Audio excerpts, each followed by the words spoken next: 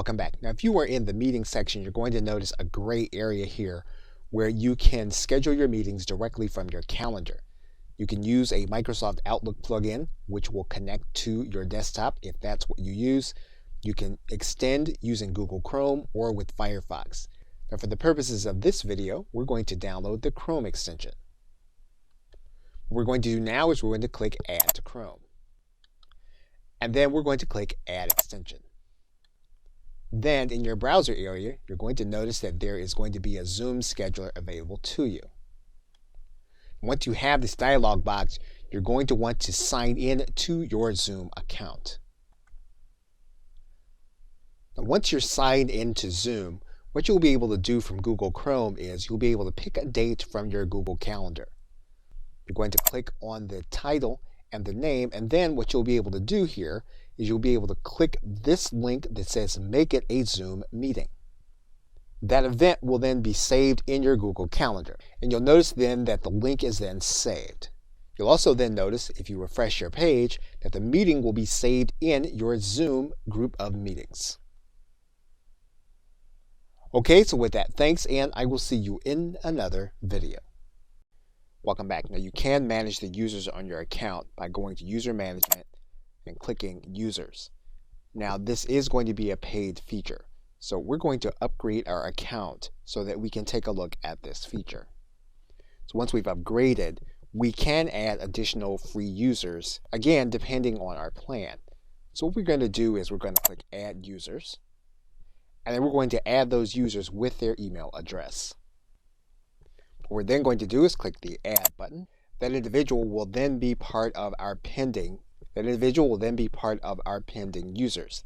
They'll then have to check their email in order to become part of our account. That individual will then have a Zoom account invitation.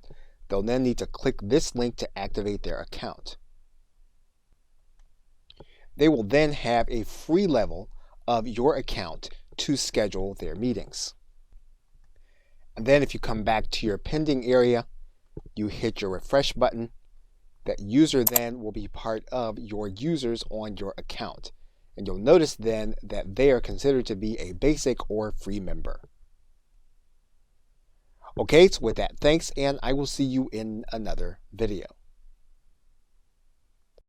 Welcome back. Now, you can create in-meeting closed captioning for those that will be attending your meeting or webinar. And what you're going to want to do is come into your settings area. You're going to want to click this third link. That's going to bring you down to the in-meeting or advanced section. When you find that section, you're going to come to this link. As of the recording of this video, it's the third one down. We're going to click this link over, and then you will then be enabled. That means then that once we are inside of our meeting, we'll be able to come to this right side menu. We'll then be able to click Closed Caption. And then we have a few choices. We can assign the closed caption to an individual that is participating with us on the call, and we'll need to assign that to them here. We'll also then be able to type the transcription ourselves. And if that's the case, we're going to click this button that says I will type. We can give the URL to a third-party service, and we click this button. This is going to put the URL onto our clipboard so that we can pass it on to another individual.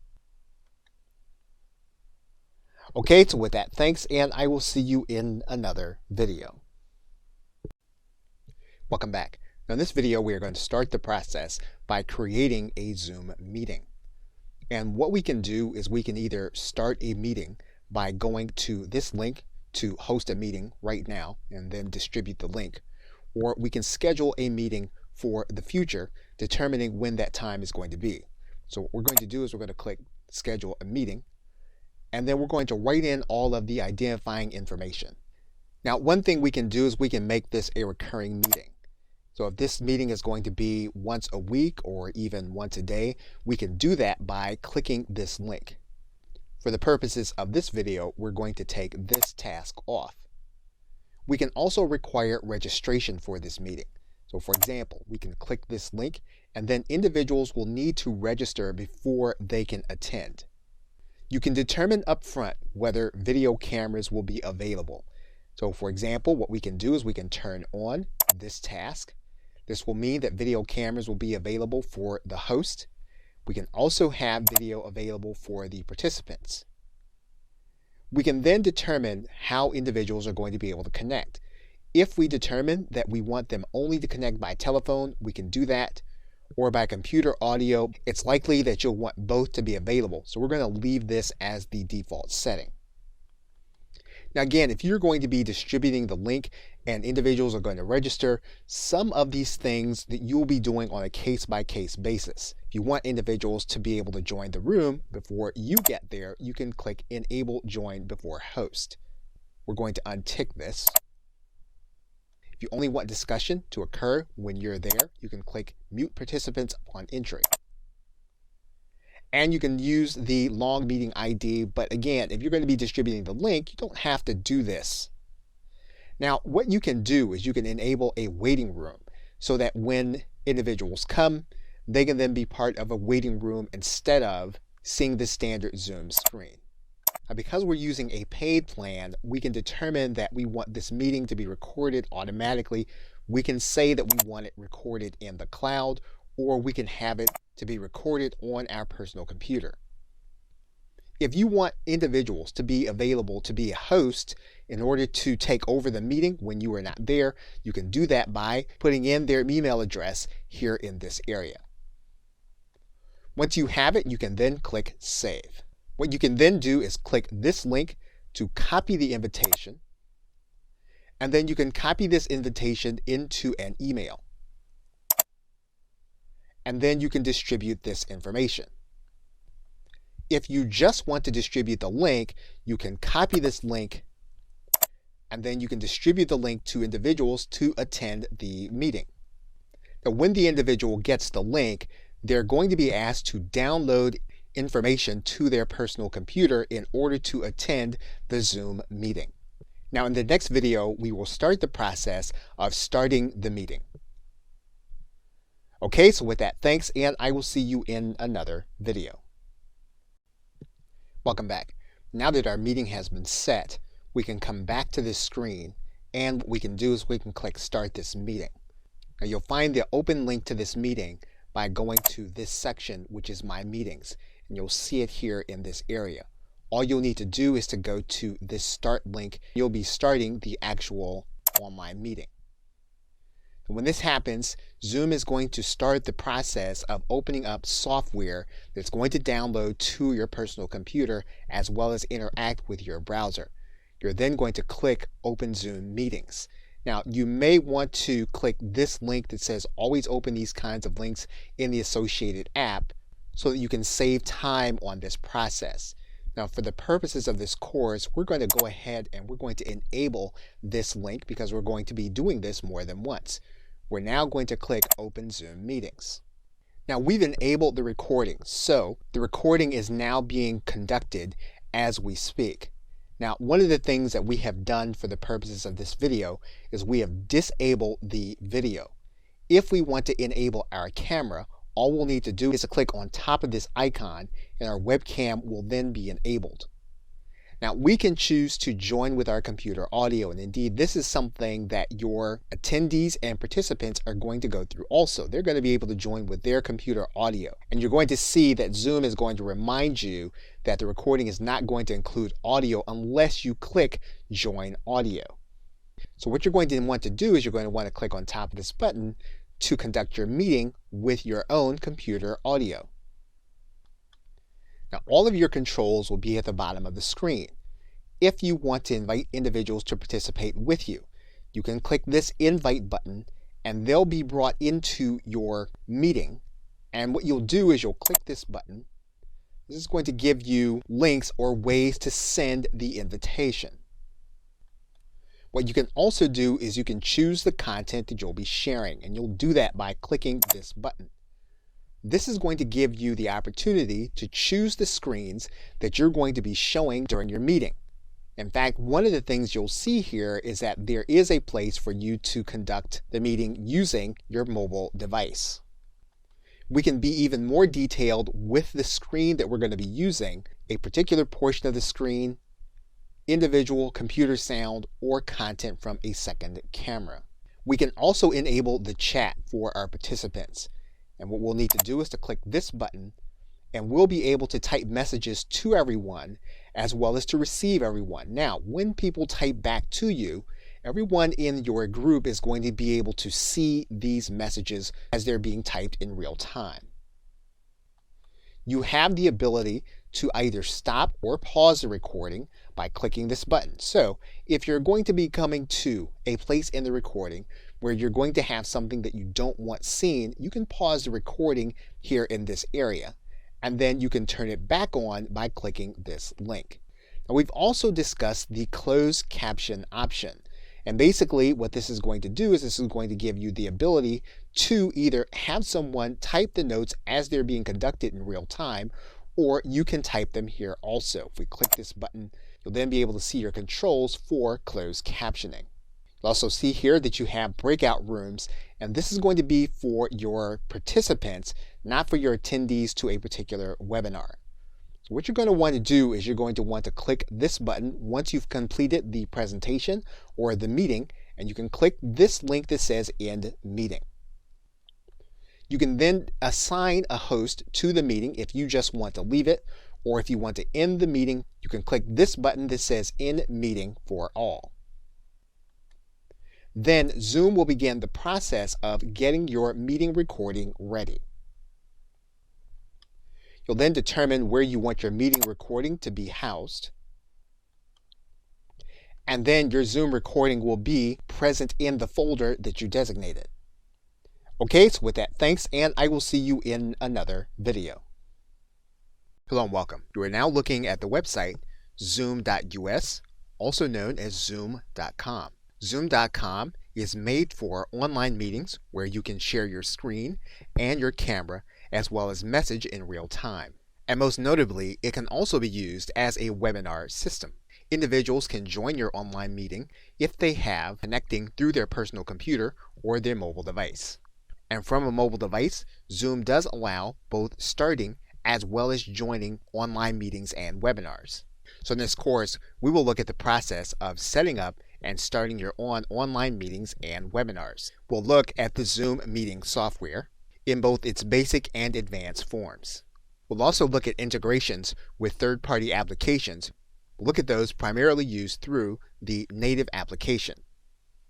In particular, we'll look at both scheduling and storage options. So we'll start the process with a discussion of plans and pricing, and those most likely to be used by both entrepreneurs and information creators. Okay, so with that, thanks, and I will see you in another video. Welcome back. Now, in cases where you're going to have more than 100 attendees, you're going to want to host a webinar.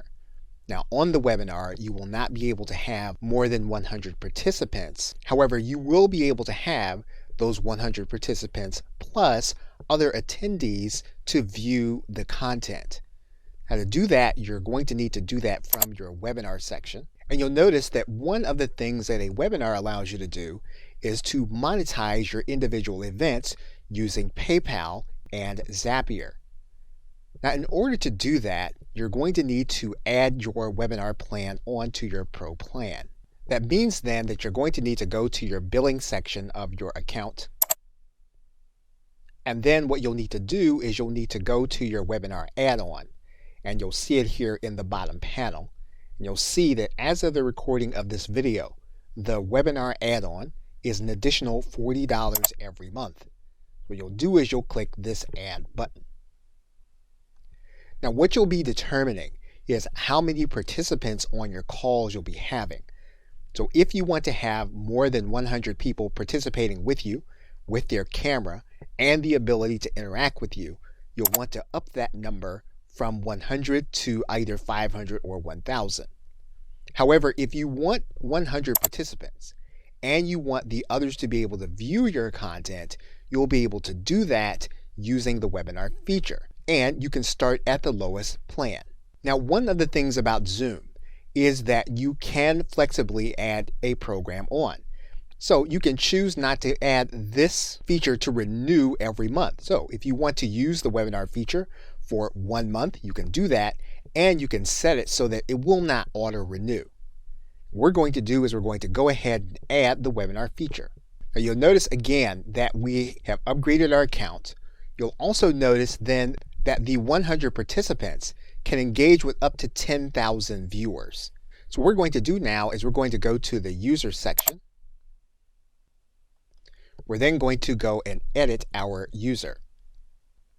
We're then going to enable this individual for a webinar, and we're then going to click Save. Once we do that, we'll go back to My Webinars, and you'll notice now that the webinar section is then available, and we can now schedule a webinar. Okay, so with that, thanks, and I will see you in another video. Welcome back. Now, once you have the webinar section available, what you'll need to do here is you'll need to click this button that says Schedule a Webinar. The process is going to be very similar to creating a meeting. So you're going to write in all of your identifying information. Once you've determined the time and duration, you can then determine if it's going to be recurring or if it's going to be one time. You can require registration. You can also determine whether the host and panelists will have video. And in this case, we're going to leave the video turned off. And again, in most cases, you're going to want to make sure that both computer audio and telephone are available for individuals that are going to be attending, especially if you're going to have a webinar where you're going to have more than 100 attendees. What you can also do is require a webinar password if you want the content to be exclusive. You can also enable a practice session so that you make sure that all of your slides and all of your presentation is going to be in order before you go live with the webinar. And one thing that the webinar gives you that a meeting does not is that you can turn your webinar into an on-demand presentation where individuals will have to register, but what they'll basically be watching is going to be a recording. Once you have your settings the way you want them, you can then click the Schedule button. Now, once you've scheduled your call, you're going to want to scroll down, and you're going to have other settings to work with. You need to customize your email settings, including the invitation email to your panelists, emails to your registrants, your panelists, and attendees. You can do all of that in this email settings section. There's also a branding tab. So using the branding tab, you'll be able to display your banner at the top of your invitation page. You'll also be able to upload your logo. If you want to add in information about at least 3 speakers, you can do that here in this section, including their photo, their name, their title, and their organization and bio. You can also customize your post-attendee URL. So for example, we can click this edit button, and what we can do is we can create a custom URL for the individuals to attend the webinar once it's complete. And we can make it easy to share on social media. If we click this edit button, we can write in our message for the webinar to be shared on social media. There's a tab for polls. So if we want to create a poll that we're going to ask on the webinar, we can click this add button and add in that poll for the actual call. We can then determine our Q&A settings. So for example, if we click this edit button, we can determine how we want questions and answers to be handled in the Q&A panel while we're giving the webinar. And then if you want to live stream, this panel doesn't connect you to anything. It just lets you know that you can take your live stream and you can make it available on Facebook Live and or YouTube. And once all your settings are configured, you can then click Start this webinar. And you'll notice the same panel as the online meeting, with the exception of you have a notice here that says that while you're in practice mode, attendees won't be able to join until you click this broadcast button. You are recording this session as you are working through your practice content. You'll then have available to you your invitation URL, as well as the ability to invite others by clicking this button. What you'll notice are all the same tools that you had available to you. You'll also see the Q&A tab, as well as the polls tab. And you'll also see in this More section that you can connect to Facebook as well as YouTube. Okay, so with that, thanks, and I will see you in another video. Welcome back. Now, as mentioned earlier, we can also host webinars and meetings using our mobile device. And so to do that, what you'll need to do is to go over to your App Store, whether you use an Apple device or whether you use an Android device. You'll want to then search for Zoom, and then what you're going to do is to download the app onto your mobile device. You'll then open Zoom on your mobile device. What you'll then do is to sign in with your Zoom account. You'll then determine whether you want to have notifications sent to you. And then you'll determine whether you want to have Zoom access your calendar. Now what we're going to do is we are going to allow Zoom to access our calendar because we want to be able to use our mobile device to schedule meetings. So for this, we're going to click OK. And in this case, for the sake of this video, we are not going to allow Zoom to use Siri. And since this is particular to an Apple product, we are not going to sign in with our Touch ID. Now what we are going to do is we're going to click New Meeting. And then we're going to click Start a Meeting. Now for the sake of this video, we are not going to allow Zoom to access our camera, but we could for the sake of the video if we needed to be the centerpiece of our presentation. So for now, we're going to click Don't Allow. You'll then need to give Zoom access to your mic. Now you do have some choices. You can invite your mobile contacts to join you on the meeting. And by using the right side menu, we can choose to send this recording to the cloud. We can then choose the content that we are going to be sharing. Now when we are using our mobile device, we can choose to share our screen or any of the applications available on our device. We can then choose the device that will be doing our screen recording. Once we make that choice, we can then click Start Broadcast. And then our content will be sharing. And we will be conducting our webinar using our mobile device. Once we completed this content, what we'll do is we'll come to this menu, and then we'll click the End button. We'll then choose to leave the meeting or end the meeting. We're going to choose to end the meeting. And our meeting will be complete.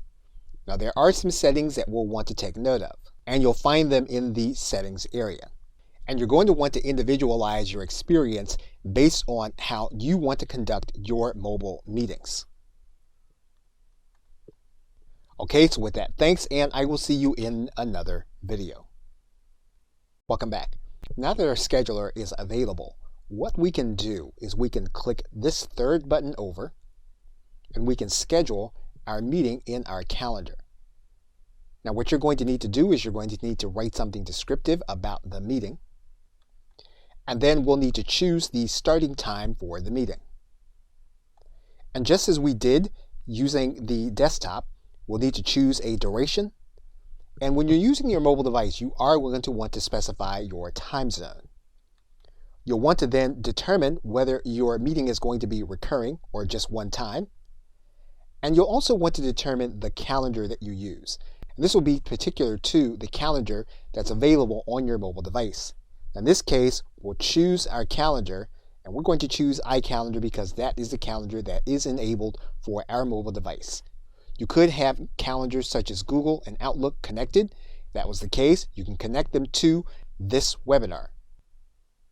We then have some options.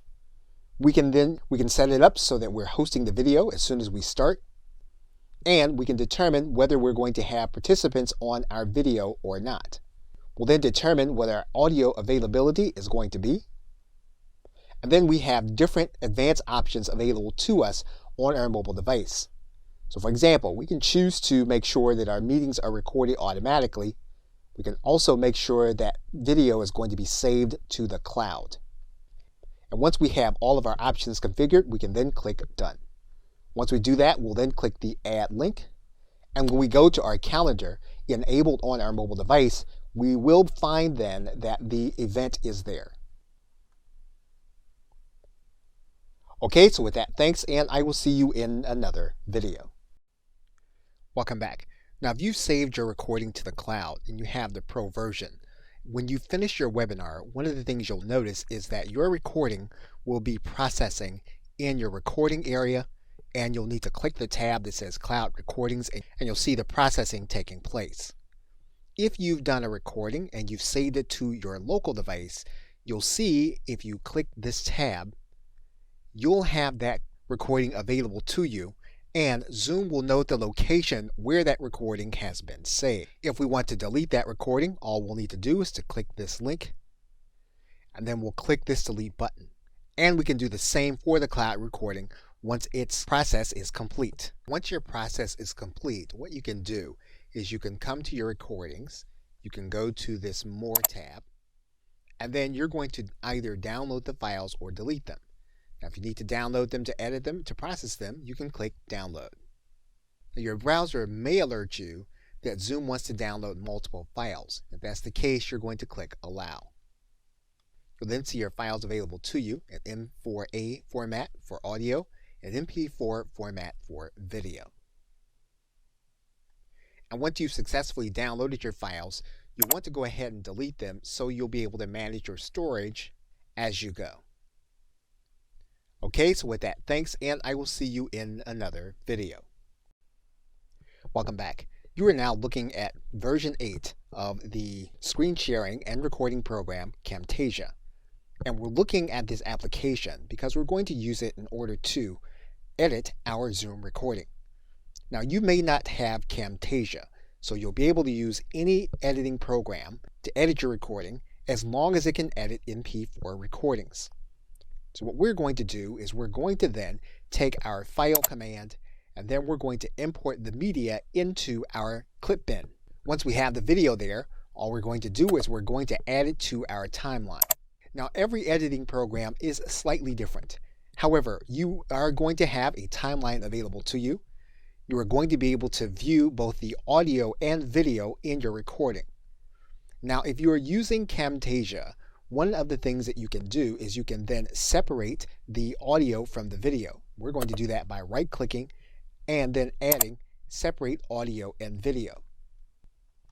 We can then move through the content in real time, come to the position where we want to edit out the portion that we want, and then we will then stretch the timeline indicator, and then we'll cut that piece out of the recording.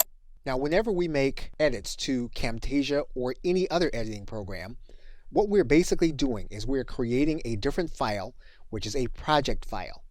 And so what we're going to want to do is we're going to want to then take our changes as they exist right now, and we're going to save them in a project file for the changes as well as the file. This way, we don't make changes to the actual file. What we make changes to is the project. And so we're going to save this entire project. And you'll notice then that we have saved a Camtasia project. And you'll also notice that the file name has now changed to a different file name. And this is a project file. So once again, all we have in the project file are the changes we made to the file that we imported. We did not make changes to that actual file. And so we'll continue to make edits to this file.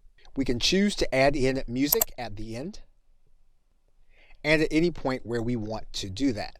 So basically what we want to do is we want to use our video editor to add on any branding and any other information that we want to be in the video, and remove that information that we don't want to show up in the video.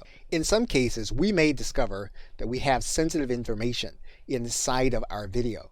And so what we'll want to do in Camtasia is we'll want to add a callout. Now, once again, this is going to be different in any video editing application that you want. However, this is a common feature that you'll want to find. You'll want to add in that feature. In this case, we're going to change a certain part of this to a blur.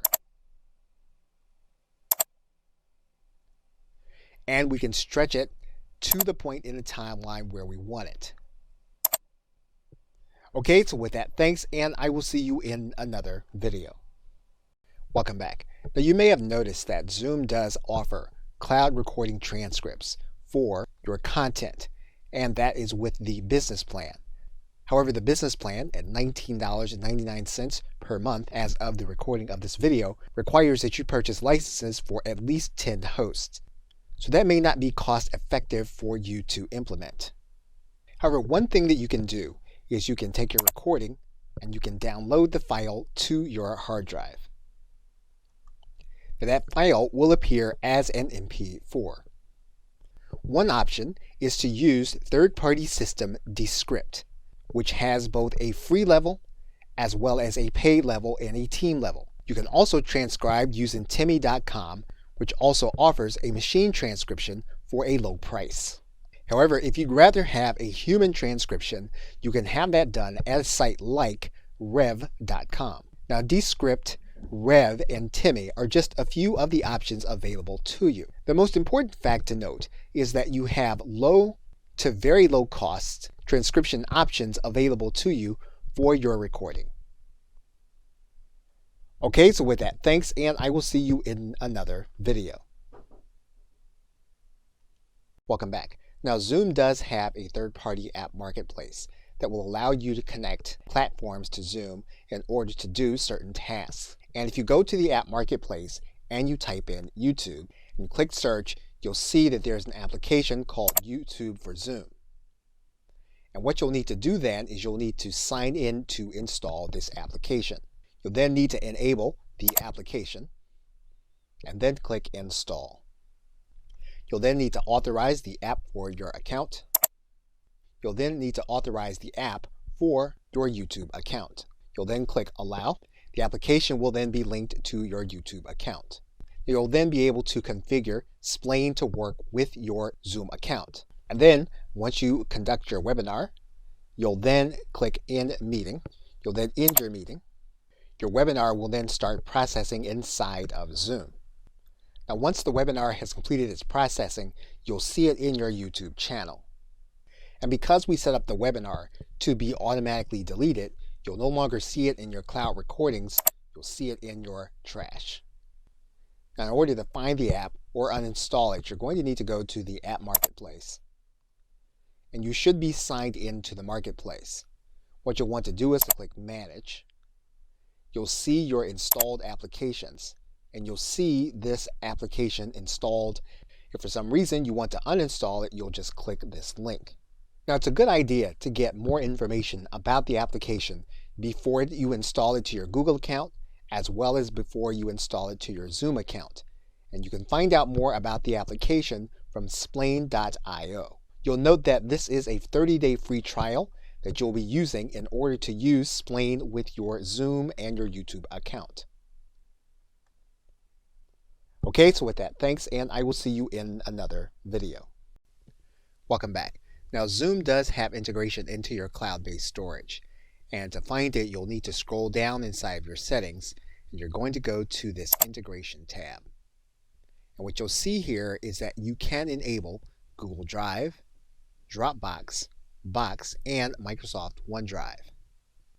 So what this means then is while individuals are on their mobile device, they will be able to share content from their cloud-based storage. So while the individual is on your call, what they'll then need to do is to click the bottom of their screen, and they'll be able to share their content from the drives you have enabled. So for example, in this case, if we click Google Drive, our Google Drive will then be available to us using our Zoom meeting.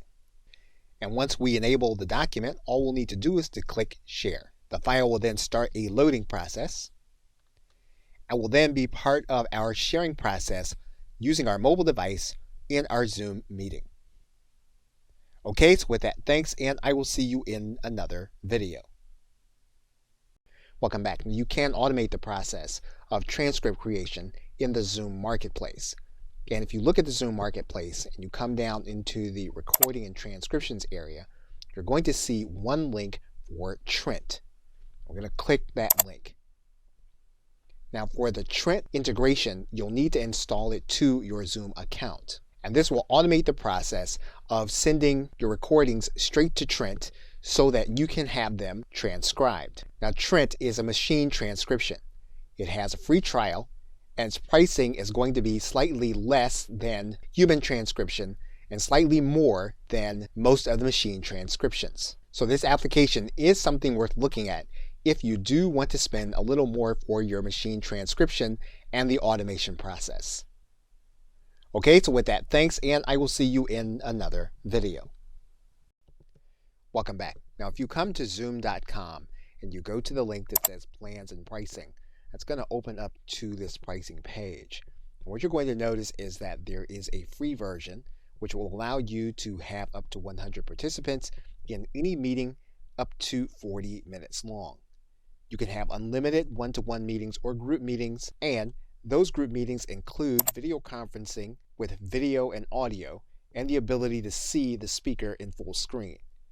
You also have web conferencing, which means that individuals can join using their mic and headset from their personal computer or their mobile device. In terms of group collaboration, you'll notice that there are breakout rooms available, as well as screen sharing using an iPad or iPhone application.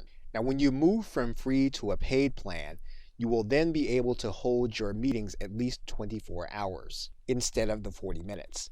You'll also be able to have multiple users and manage those users, as well as reports that you can analyze.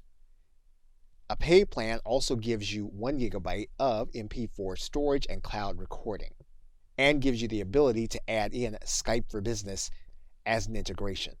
When you have a paid plan, you can also pay for cloud storage. Most importantly, though, you can add in video webinars at $40 a month, so that if you want to have individuals over 100 attendees and then do it webinar style, you'll need to have the add-on. Now, what's important about this is that this webinar feature allows you to stream live to both Facebook and YouTube.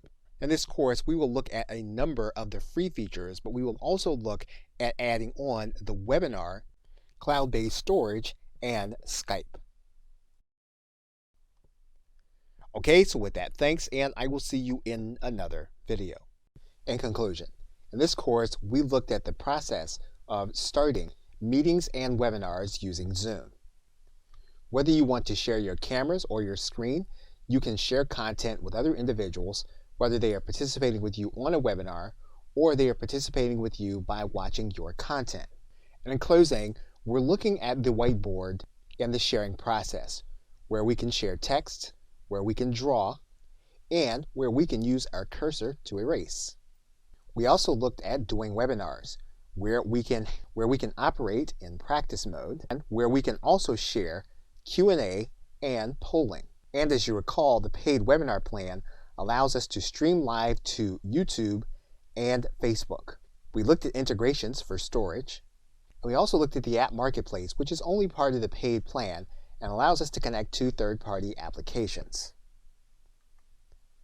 Okay, so with that, thanks, and I'll see you either in another video or in another course. Welcome back. Now, Zoom does have a partner program. If you hit Control and then the End button, you'll come all the way down to the bottom. You'll notice here on the left-hand side that there is a link to partners. And what you can do is you can click this link that says Refer a Friend. And when someone subscribes to Zoom as a new customer, you'll get points. Those points can then be redeemed as either a gift card or a check. You can also make a formal application to become a reseller or a referral partner. This will require that you fill out an application where you will click this button and you'll fill out the information so that you can be assessed by Zoom. So the simplest aspect of their partner program would be to click this button that says Invite Friends.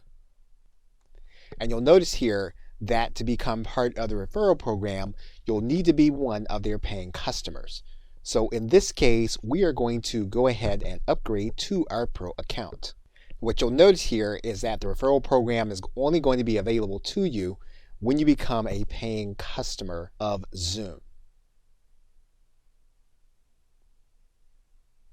Okay, so with that, thanks, and I will see you in another video. Welcome back. Now in this video, we're going to take a look at your meeting settings. We're going to go to My Account, and you're going to have a number of default settings available to you. In most cases, you can start using the webinar system with the default settings. One thing you'll want to pay attention to is whether you want your visitors to chat in most of your meetings. And again, when you do this, this is going to set up your default settings for all of your webinars. So you'll want to determine how you want to interact with individuals on your webinars. Now, if you have individuals participating with you, you'll want to determine whether you're going to allow them to use the annotation tools on the shared screens. You can turn this feature off by default and then you'll be the only one that can add notes to your shared screen. Now, if you want to add in the meeting room feature, you can do that here in this version. All you need to do is to turn the meeting rooms on. That setting will be updated, and then your breakout rooms will then be available on your webinars or your meetings. Now, although you'll go through all of the settings to determine how to customize your system, the most important one will be your email notifications. You can have emails go out when attendees join before the host does, and when a meeting is canceled. Again, these are going to be by default, and you can turn these on or turn them off. You'll also want to look at the recording tab, and you'll notice that in each case, you're going to be creating a local recording. That means that your recording of your meeting or webinar is going to be saved to your hard drive. Now, if you have a paid version, you are going to have access to a cloud-based storage system. You can also make sure that your webinars are going to be automatically recorded whenever you have one, and that means that you'll need to turn this on. If you want to make sure that individuals know they're being recorded, you can turn this feature on. This will then prompt individuals to make sure they consent to being recorded before your recording actually starts. You can have individuals notified by audio that they're being recorded when you turn on this feature. Okay, so with that, thanks, and I will see you in another video.